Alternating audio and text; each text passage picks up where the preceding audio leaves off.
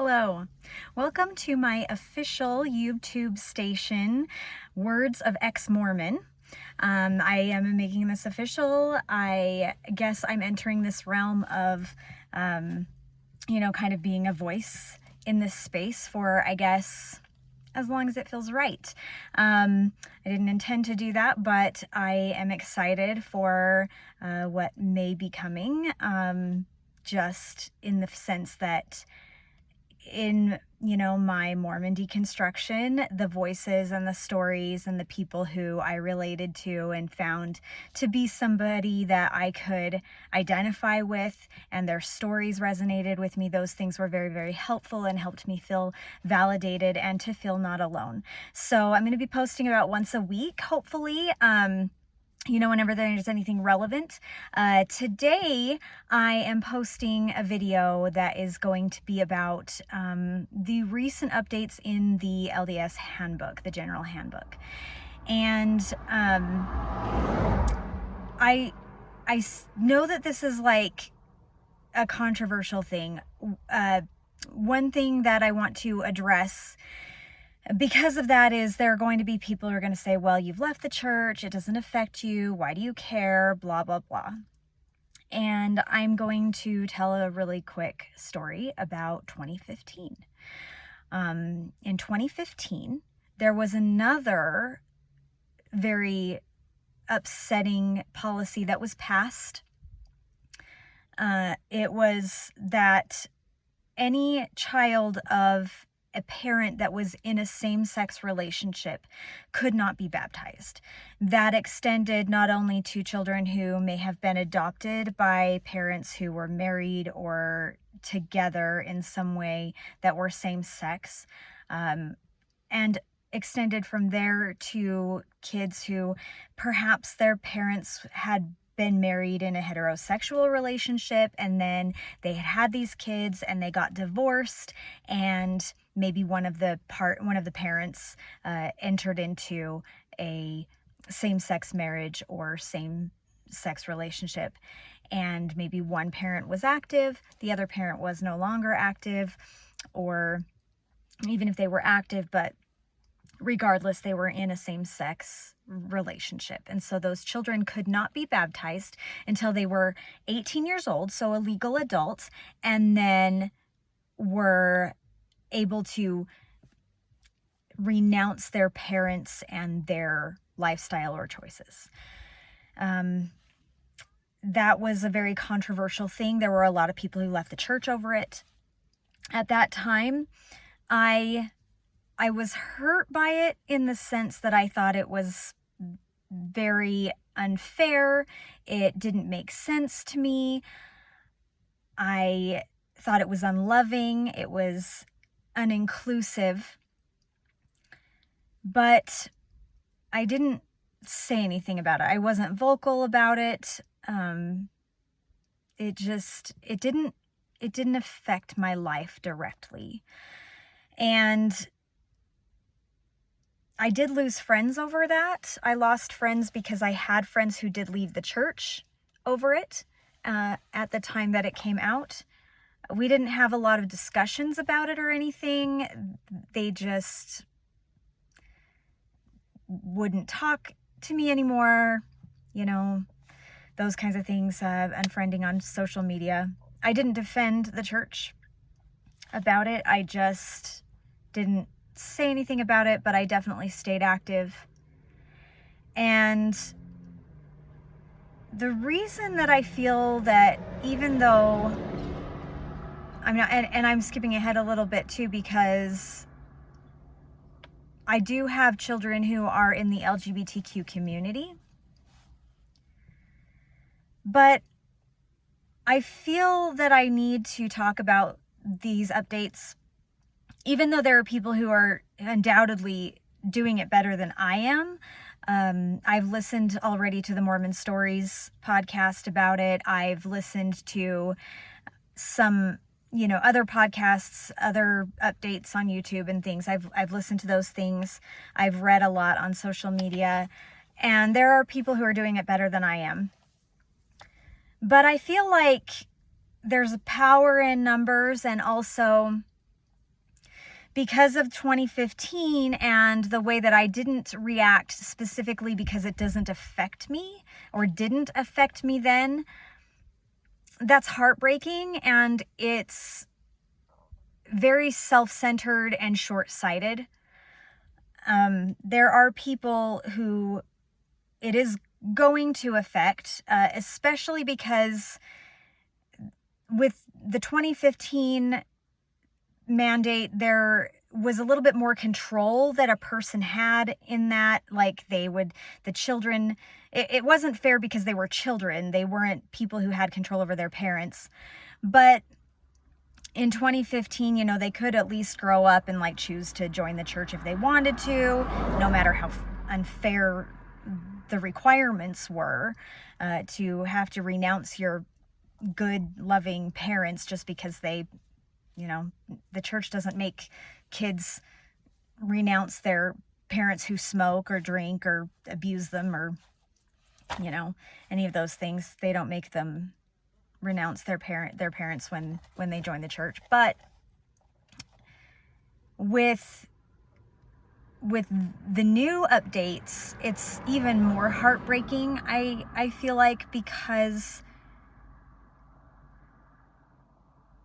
a lot of these people are going to be children who don't really have much of a choice. They're going to church because their parents are going to church, and they're being raised by parents who are still actively taking them to church. And so because I, in 2015, decided that it didn't affect me, so I don't need to do anything about it, I hope that this is like some kind of poetic justice where I can add my voice to those who also agree that it isn't fair and that it isn't kind, it's not Christ-like, it's not loving, and make a difference. I also feel like I'm not totally sure how much active members know. I'm not a member anymore. I no longer go to church. I know that sometimes when these things happen, they may read a letter in sacrament meeting. The bishop may stand up and read a letter from the First Presidency. I don't know how much of what's in the changes has been included for the members in whatever letter they may have read. But I also know that the church sort of shelters the active members to a degree that the letter could say anything from, the whole thing, or it could just say, we've made some changes to the handbook, take a look. Most members are not going to go and take a look, and then the church can still be like, well, we were open about it, we were honest about it, we were transparent, it's always been there, we announced the changes, blah, blah, blah. It's just another gaslighty thing that they do. And so I don't know at this point what members know. But see, I found out about this on social media, and I feel like there are probably people who are members of the church who just don't know about it. And so it may be important for somebody to say something, and maybe one of them is watching me and maybe they will know. I also think it's important to recognize things that aren't fair, even if they don't affect you. I want to be a person that is more like that. I want to be a person who contributes to the solutions and not the problems. Being quiet about it in 2015 made me a part of the problem. It made me accomplice. And I don't want to be accomplice to anything. So while my goal is with these is never to actually make somebody leave the church per se. If you want to leave the church, if you want to get out of things, if you need resources, I am more than happy to point you in the right direction. I am happy to be supportive to you. I'm happy to be the family that you might lose. But at the same time, I think it's super important that people in the church learn and understand and know all of the full truth, because the name of the game in the church is that most members do not know as much about their religion or policies or anything about the organization as they should.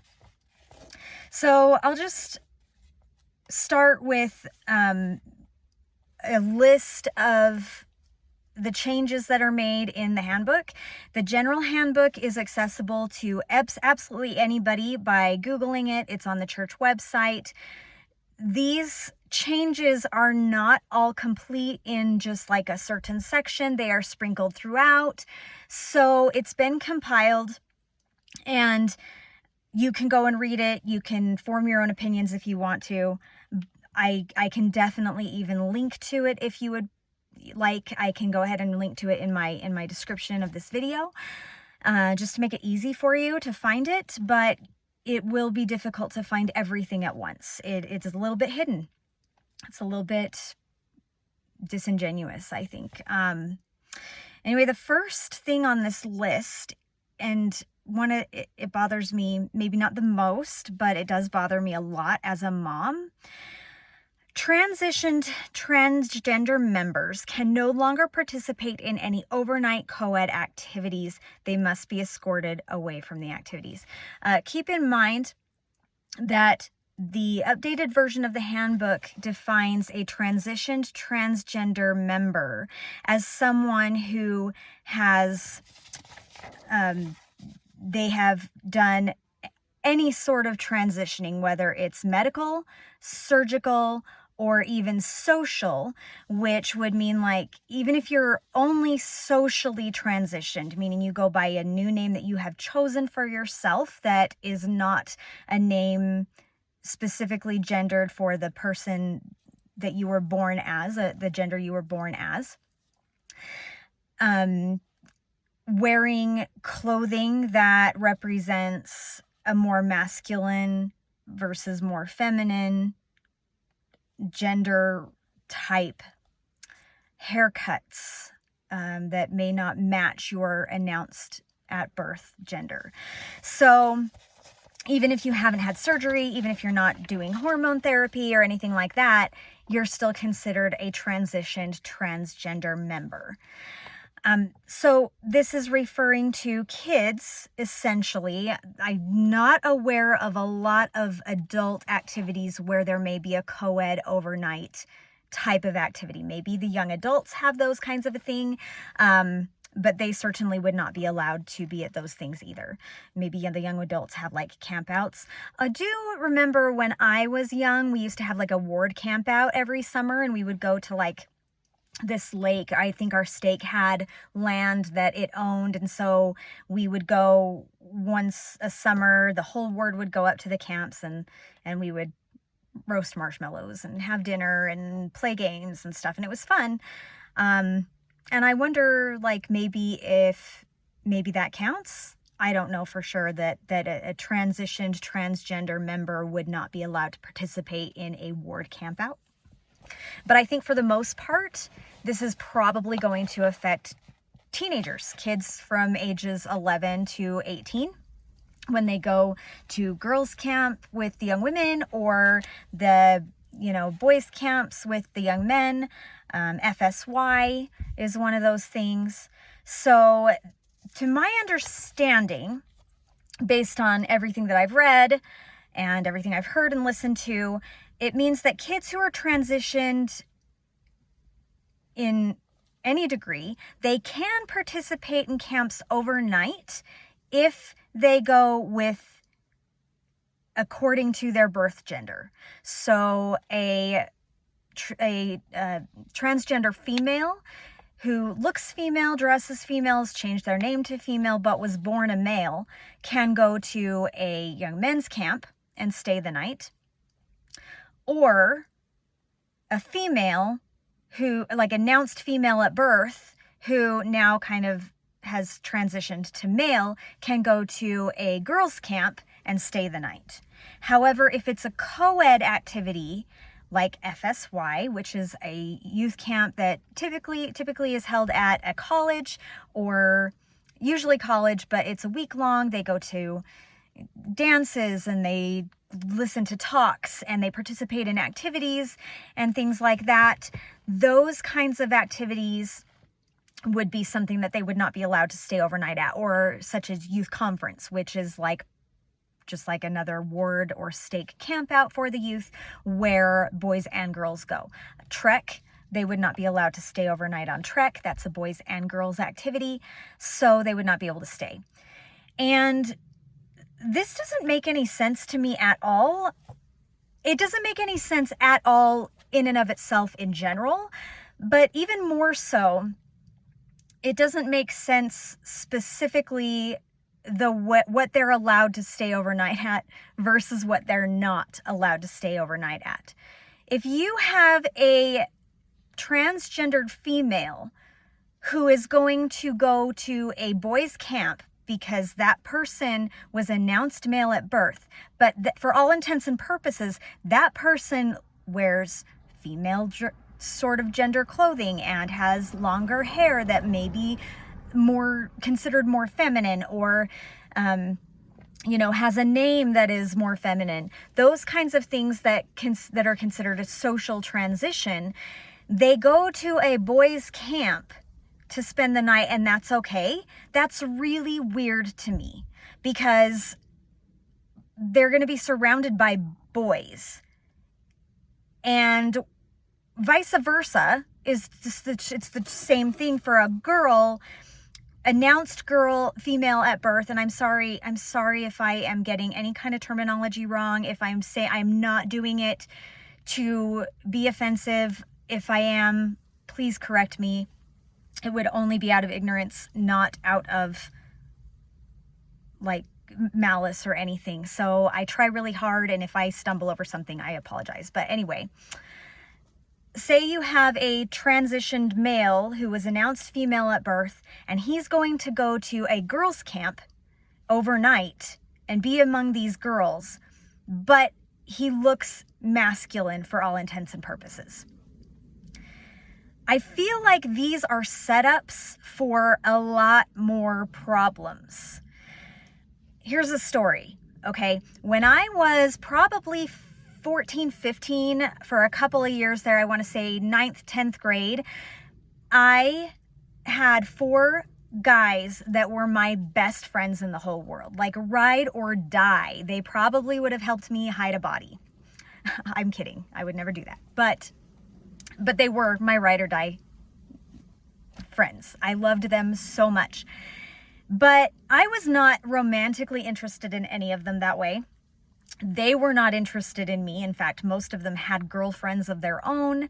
Our relationship was just not that kind of relationship. I did not grow up and marry any of them. So, it's not like I didn't even date any of them even later. So it's not like somebody could say, well, you were young or whatever, like, just wait. Honestly, they were the best people. They were so much fun. We had the best time, and we were hooked at the hip. We spent so much time together all through the summers, during the school years. We did everything together. Young men and young women's activities, we were there together. Now, there was one summer where we had a young women's camp. I'm sorry, I come up here into the canyon and I open my windows because it's hot and there's flies everywhere. But one year for girls' camp, one summer, the mom of 2 of those boys, so they were brothers, and there were 2 other boys who are our best friends. She was the young women's president, and so she had volunteered her family cabin, for us to go to as young women that year. And we went up there for young women's camp, girls' camp, and she brought all 4 of those boys. Specifically her 2 sons, because they're her sons, and then she said, you can each bring a friend. And so each of them chose my other 2 guy friends. So they were all there, and they were there to do things that they didn't want the girls to have to worry about, because we were doing other things. Like they did things like they made sure our water bottles were full. They packed our lunches. It was really cute. It was kind of adorable. They chopped wood for us. They brought in wood because we had a fireplace and stuff, those kinds of things. But they didn't let them fraternize with us at all. They were there to like do work, and I think she paid them or something, just to be there to do little things for her that she didn't want to have to worry about. But they were my best friends, and I was a really good kid, guys. I was such a good girl. I never did anything I wasn't supposed to. I was not a troublemaker. These boys were a little rambunctious, but they were not troublemakers either. They were good kids, and I was not trying to do anything wrong. I did not try to sneak away from my girls' camp. I was really into girls' camp. I loved girls' camp, and I had girls that were friends. I say I had these 4 guys that were my best friends, but and they were, but it's not like I was like, I only had guy friends, like I had girlfriends, and I had a good time with them too. But I did have a young woman leader, not their mom. Their mom knew me well enough to be like, you're totally fine. I had another young woman leader who was so obsessed with me and these boys and our sexuality, to be totally frank, that she would like drag me away. Like anytime I would even like be saying hi to them or something, we would be having lunch, which was our free time during Young Women's Camp.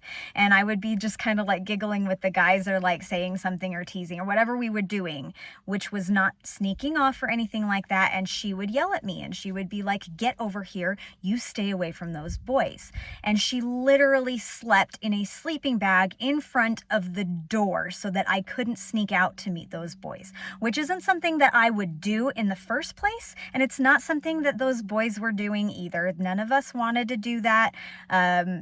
It just was bizarre, and I didn't fight her on it. Like, we were there for probably 5-6 days. I didn't fight her on it. I didn't talk back to her. I didn't give her reasons to think that that would be something, but she made it very well known that she was protecting me from them, or them from me, or whatever. And it was really embarrassing. And even my girlfriends were like, this is so weird, like whatever.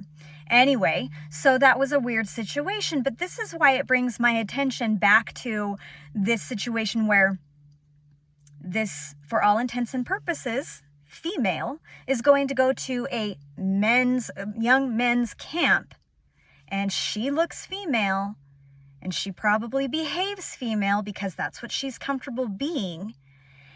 And these boys are supposed to just, what are they going to do? At very best, they're probably going to ignore her.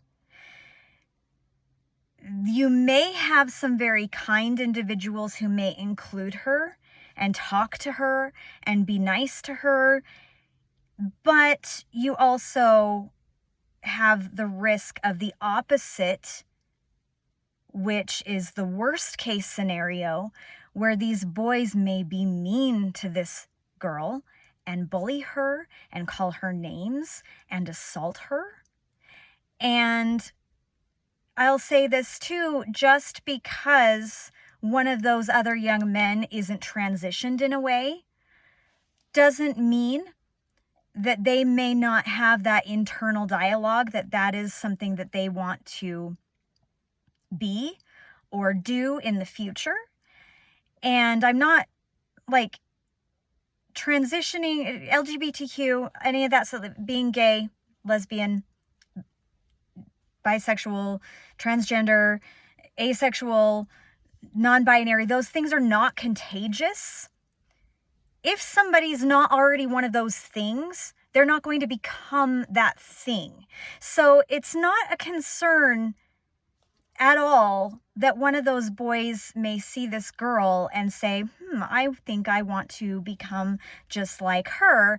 The concern there is that,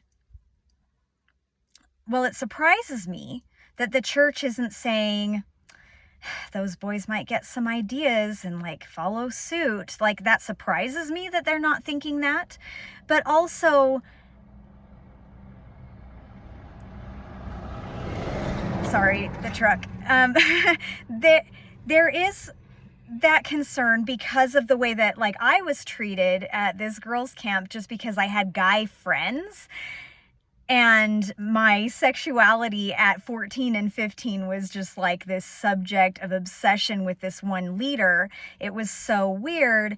It is weird to me that the church doesn't think that there's a possibility that those boys might be attracted to that girl, even though like some of those boys might not even realize that this girl is a transgender girl.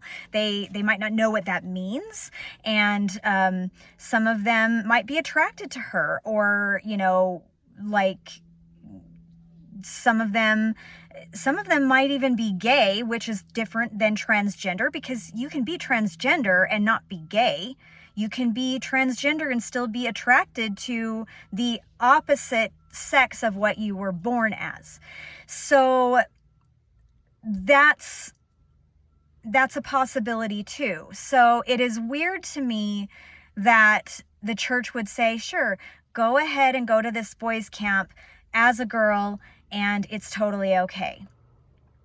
And vice versa, on the other side, we've got a young man who is going to go to a girls' camp with a bunch of other girls. Again, and I think this may be stepping over a line, so I apologize if it's true. I am inclined to think, having been a girl my whole life and being a straight girl and everything, but sorry. I am more inclined to think that girls probably would be a little bit more accepting of a transgender male, or even a transgender girl, honestly. But having a boy in their midst at Young Women's, I think that girls are probably more likely to be accepting. If there's bullying or anything like that, it's probably going to be more along the lines of a verbal abuse rather than something that could be assault. But there's also the possibility that there are mean, unaccepting, non-understanding girls who might say, well, he's peeking at me. I'm changing in my tent and he's looking at me. I feel at this point, the children that would be involved in these kinds of activities are not going there to snoop, even if they are attracted to the gender that they're around because they're put in these positions. They're already super duper aware of the awkwardness. They're already super duper aware of, that other people are looking at them and that other people are aware. Whereas in a situation like FSY, if they can just go, if a transgender girl can go to FSY and get into a girls' not locker room, but like a girls' dorm with female roommates and stay with them, they are less likely to, a lot of the time, like, people aren't even going to know unless somebody tells them, and they would be able to be around other females and feel accepted and feel normal in their skin, and vice versa for the boys, and be around boys that are masculine and they feel masculine, and they can be around those, and nobody's going to be looking at anybody else's genitals or trying to like cop a feel or anything like that, because those kids are already aware of that awkward socialness. So it doesn't make sense to me what their thought process was for this. It just doesn't make sense to me. So I'm sorry about my flies all over the place here. I hope that makes sense to everybody else and that wasn't like super disjointed. But I would think that, coming home from an all same-sex gendered a same-sex gendered activity like girls' camp or young men's camp makes more sense. I don't think anything makes sense regarding this. If I was a young women leader and we had a transgender child in my ward who was a transgendered female, I would be like, yeah, why couldn't she come? Like, she's a female. she feels like a girl and we're doing girl things, she can come. That's how I would feel. So number 2 is that transgendered members can no longer hold callings with youth or children. This is infuriating because it literally puts transgendered individuals in the same bracket as people who are being disciplined for crimes in sexual nature. So rapists, child molesters, and abusers. And honestly, there aren't very many of those people at church. Or, I mean, there are a lot of those people at church. It's just that the church hides that. They hide it. They cover up. They have been known to sink a lot of money into court cases that they defend the abuser so that they don't have to be held liable. They've paid a lot of money to cover things and just to not have it be prevalent. So that's extremely frustrating and humiliating for somebody, because transgenderism, being gay, being a lesbian, being bisexual, none of those things are the same as sexual crime or violence. Pronouns, this is number 3. Pronouns and preferred names are between the individual, family, and church members. The church will allow members to include their preferred name on their membership record. When I first saw this, it was a little bit of a silver lining. I thought, maybe this is a good thing. One good thing out of the whole thing is that the church is going to allow the member to include their preferred name on the records. But then as the week went on, and I read comment sections and I heard things and listened to things, I realized that this is a little bit of a confusing kind of language. I've seen a lot of people who are very conservative, very true believing Mormon, and you can be a true believing Mormon, by the way, and still recognize the unfairness in this and the unchristlike love and the lack of love. You can be a true believing Mormon and still see that in this. So I'm just saying. But a lot of those people, they have commented with things saying such, I'm paraphrasing here, I didn't copy something, but well, that's great. I don't have to call that's between them and God and them and the church, and I don't have to call them what I don't want to call them. So it seems that somebody like me, I thought, well, that's a wonderful thing. At least there's just one thing in here that is going to affirm those people, and it's going to be something the church is going to support. But it sounds like there are other people out there who feel like this just is the meaning of this particular change, is that the church isn't going to make them say other people, like people's other names, if they don't want to. I think that it's going to very highly depend on the bishopric and the stake.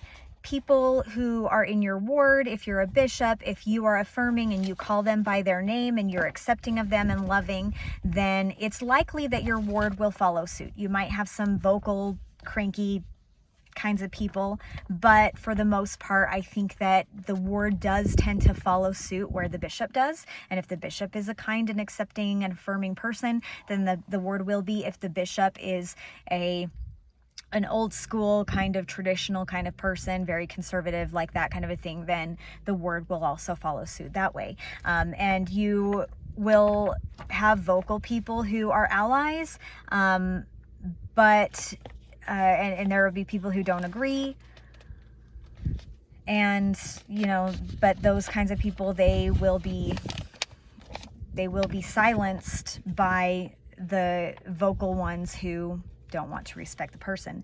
I also have to just slip in here the pink elephant in the room, the absolute irony that the church has, where they insist on being called by the absolute mouthful That is the Church of Jesus Christ of Latter-day Saints.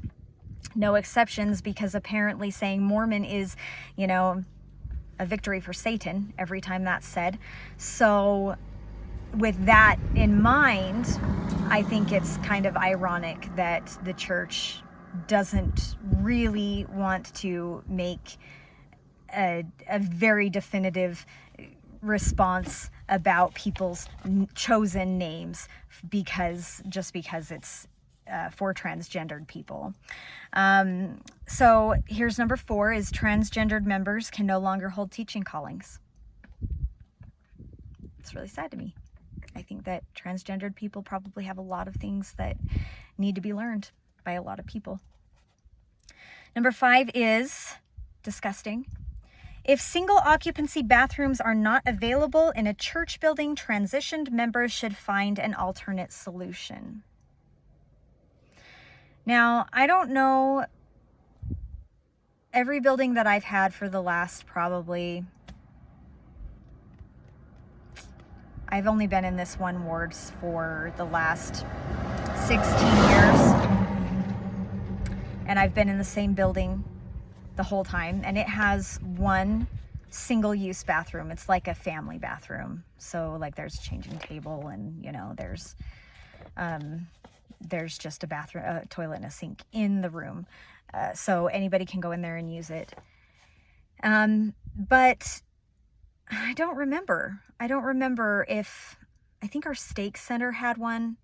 So they exist. There are bathrooms that exist with just that have those, but some of the older buildings may not have a single use bathroom, meaning that the church is saying you can't use these bathrooms.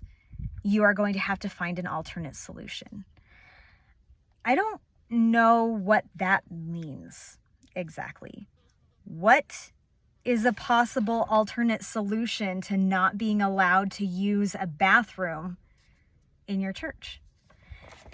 Is our church is going to start like ordering porta potties for like the outside grounds or something? Because like if that doesn't reek of segregation, it does. It's horrible.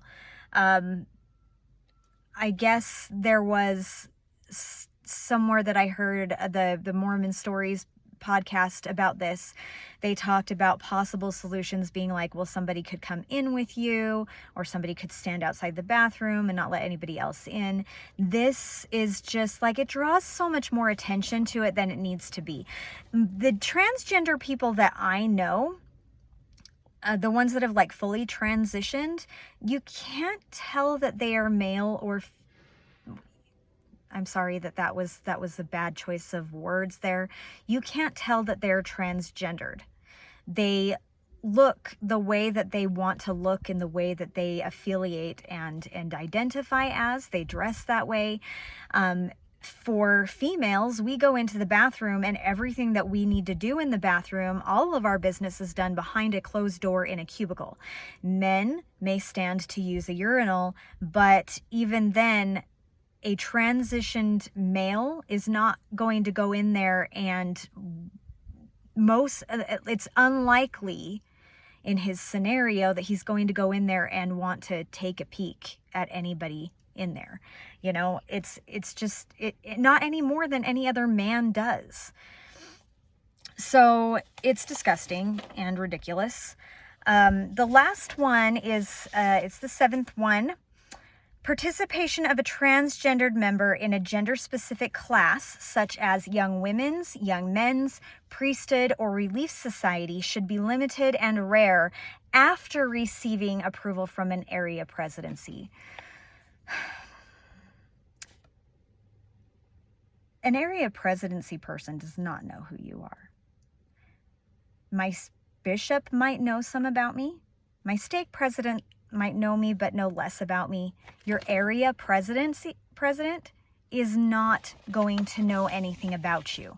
They're going to say, oh, this person needs approval. Here's their name. They're transgender. They aren't going to know your circumstances. They're not going to know your life. They're not going to know your family. They're not going to know anything about you. They're just going to be like, it's that bishopric roulette. area presidency roulette, where you are at the graces of whether or not this person is progressive and inclusive and understanding. And that's frustrating. It's frustrating enough when everything in your immediate religious vicinity is based on what your bishop thinks you should be doing, because even at that ground level, kind of just there in your ward, the bishop still doesn't know everything about you. The bishop still doesn't know what you do in your daily life or what circumstances you've lived. My bishops didn't know anything about me, you know? So it's just ludicrous to think that, and then it goes on to say here that like it should be limited and rare after receiving an approval from area presidency. I don't know what they think is going to be limited and rare. I guess I saw somewhere that it's something like 1% of the entire Mormon population identifies as transgender, but I'll tell you what. I was, and I know this because I was in the Relief Society presidency, I was in one of the least active wards in my stake. I want to say we had roughly around 200 people, including the young women, or including the primary, that would show up each week. Roughly about that. It might be more or less here or there.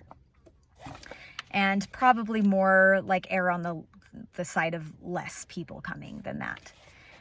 In that regular active congregation, we have 6 transgender individuals that I know of. One of them was active because that individual was a child. But the other ones were, some of them were children, but like older teenagers that were not active, but their families were active. And so they're the kinds of families that are going to be affected by this. So in my small little ward, out of 200-ish that were active, the active 200 people, 6 different families have transgender children. And that doesn't include, because I don't know the rest of their lives. And I don't know, like, it's possible that there are other people in the ward that I didn't know about that also have transgender children or something else going on. I wasn't privy to every single person's full life story. I just knew certain individuals. But that's not 1% of my ward. And we're in a pretty small, conservative town. So I would imagine that 1% projection is very, very lopsided. I think that there's probably more than that. And even if maybe the wards and the stakes don't know about those people, I think that the percentage is much, much higher. And so this idea that it's rare, I think that is an attempt by the church saying it's rare and it's limited. I think that those kinds of things are, they're put in there so that people reading these things will just think, oh, well, yeah, maybe it's not fair and maybe it's not kind or accepting or inclusive, but it's probably not going to happen to me because it's very rare. And it's just not that rare. I don't think I think that more people are going to deal with this than they think so. And while I'm not a person, like I don't want to just advocate for people leaving the church. I will say this though, in 2015, when the other mandate came out, and throughout the last almost 10 years, there have been a lot of different things where I thought, well, if I don't stay here and I don't raise my voice and I don't talk about these things, and I was a person in Relief Society and in class who would raise my hand and I would say, that's not true, that's not fair, that's not loving, how about this thing instead? Well, I was that person who raised my hand and was outspoken about those things. But it didn't matter. Everyone in my position, at least where I was at, and I had conversations like this all the time with like-minded women. If I leave, then there's nobody there to make it safe. The church is already not a safe place. It's not a safe place for women. It's not a safe place for LGBTQ kids. It's not really a safe place for anyone who isn't white, so any kind of person of color. It is a safe place only for cisgender, middle-class white men. I haven't removed my name and my records from the church. I was going to. And then my sweet son, I gave information to my kids, my college kids, about how I was like, this is what we're doing. If you want to do that, you're an adult now, so you can, this is how you would do that. And my son was like, is there a reason for me to, I don't care. Like, I don't care. I'm not going to church. Doesn't bother me that my records are there. And he's like, why? Is there a reason for it? Like, if it's important to you? And I was like, well, it's not important to me. It's up to you. It's what you're comfortable with. But I don't really want my name associated with these things. However, I did hesitate. I haven't done it yet because I'm jealous of my son.